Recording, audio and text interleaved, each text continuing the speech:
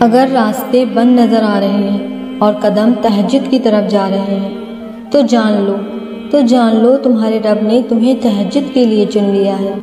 وہ محض اس لیے تمہاری نگاہوں سے راستوں کو اوجھل کر دیتا ہے تاکہ تم اسے منانے تہجد تک جاؤ۔ وہ چاہتا ہے کہ میرا بندہ رات کی خاموشی میں مجھ سے ہم کلام ہو اور میں سکون سے رات کی خاموشی میں اپنے بندے کو سن سکوں۔ فوراً تمہاری سن لیتا تو کیا تم تہجد کا مزہ چکھ پاتے؟ اس کی محبت کی لذت، قبولیت کی اہمیت جان پاتے؟ تہجد کا سجدہ ہر کسی کو نصیب نہیں ہوتا۔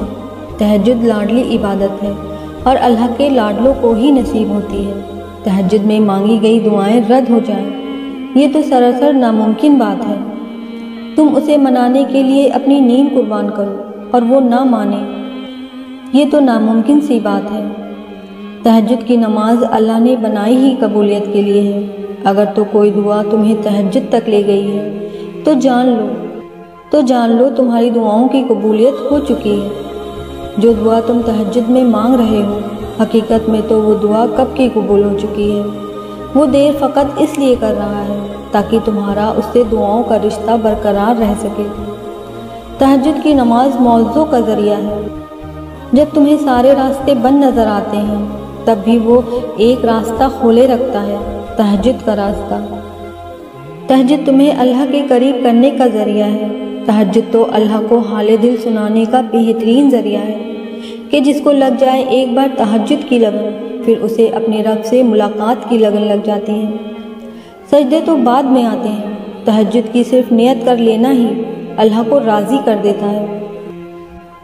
تہجد وہ نماز ہے جس کے بارے میں صلی اللہ تعالیٰ علیہ وسلم نے فرمایا کہ نماز کی محض نیت کر لینے کا ہی اتنا اجر ہے کہ اگر کوئی تہجد کی نماز پڑھنے کی نیت کر کے بستر پر لیٹا اور سو گیا کہ کچھ دیر بعد اٹھ کر پڑے گا لیکن اس کی نیند نہ ٹوٹ سکی تو اس کے لیے صرف اس نیت کر لینے کا ثواب ادا کی گئی نماز جتنا ہوگا۔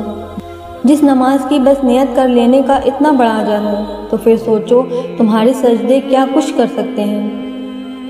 ادھورے قصے تو اللہ نے تہجد کے لیے چھوڑے ہوتے ہیں تاکہ تم آؤ، اسے مناؤ اور اپنی مرادیں پالو۔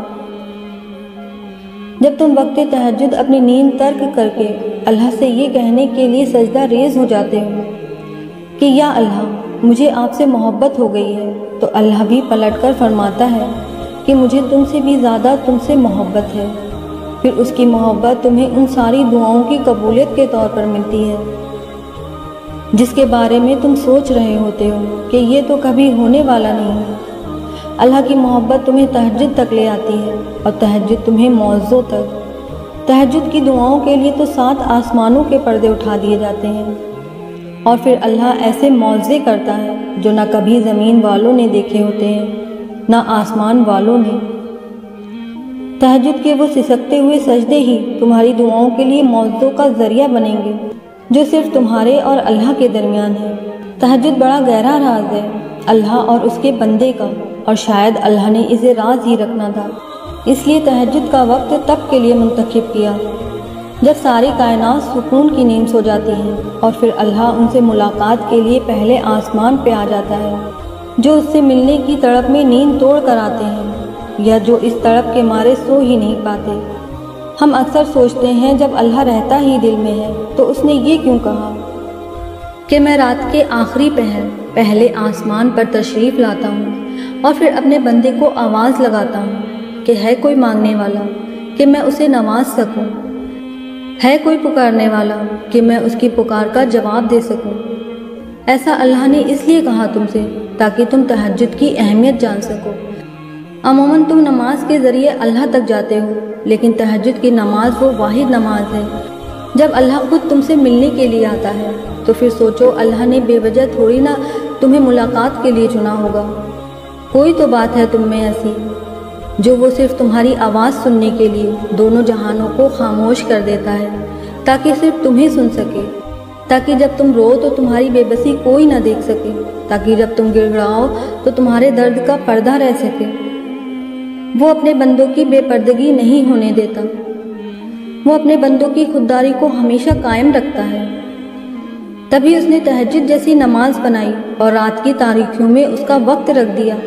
ना कोई शर्त रखी, ना ये इबादत फ़र्ज की, बस कह दिया कि मोहब्बत खींच लाए जब यहाँ तक तब आ जाना, कोई पाबंदी नहीं। जब दिल करे मुझसे मिलने का, मुझसे बातें करने के लिए, चांद तले बैठ जाना। जब सो ना सको तो मेरे साथ रात भर जागते रहना। तो फिर यकीन रखो, इनकार करने के लिए थोड़े ना अल्लाह मुलाकात के इतने जतन करता है। तहज्जुद ही तुम्हें कुन तक ले जाएगी।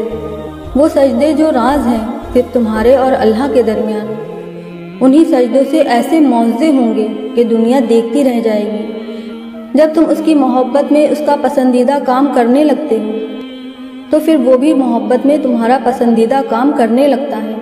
बेशक वो बार बार रहम करने वाला है और बार बार अपनी कुदरतों के जलवे दिखाने वाला है। तहज्जुद अल्लाह की महबूब नमाज है। तो फिर सोचो, जिन्हें अल्लाह तौफीक देता है उन्हें वो कितना महबूब रखता होगा। उनकी दुआओं पे तो अल्लाह मुस्कुरा के कुन फरमाता होगा। उनके लिए तो अल्लाह ने अपने ख़ास मौज़े रखे होंगे, ऐसे मौज़े जो तकदीरें बदल दें, कहानी पलट दें, जो अल्लाह से मिलवा दें। तहज्जुद की दुआएं मौज़ों के उतने ही करीब होती हैं जितना उस वक्त अल्लाह तुमसे करीब होता है। और पता है उस वक्त अल्लाह तुमसे कितना करीब होता है? इतना करीब कि अल्लाह और तुम्हारे दरमियान किसी तीसरे के आने की भी गुंजाइश नहीं रहती। इतना करीब कि ना आसमान वाले तुम्हें अल्लाह से जुदा कर सकते हैं और ना ही ज़मीन वाले। उस लम्हे अल्लाह नसीब से भी बोलने का इख्तियार छीन लेता है।